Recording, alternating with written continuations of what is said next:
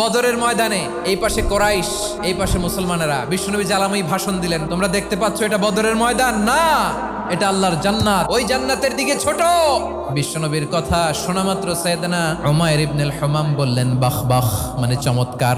বিশ্বনবী বললেন মা ইয়াহমিলুকা আলা কওলিকা বাখ বাখ ইয়া উমাইর, আমার এই কথা শুনে তুমি কেন বললা বাখ বাখ?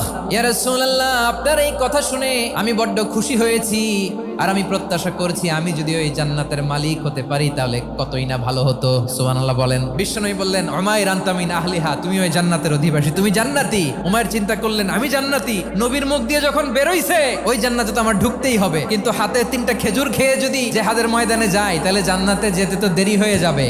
এই চিন্তা আসা মাত্রই খেজুর 3টাকে তিনি ছুঁড়ে মারলেন, তলোয়ার বের করে আল্লাহু আকবার বলে বদরের ময়দানে ঝাঁপিয়ে পড়লেন। আল্লাহর শত্রুদেরকে কচুকাটা করে এক পর্যায়ে শাহাদাতের সুধা পেয়ে নিজেও জান্নাতি হয়ে গেলেন। পড়েন সুবহানাল্লাহ।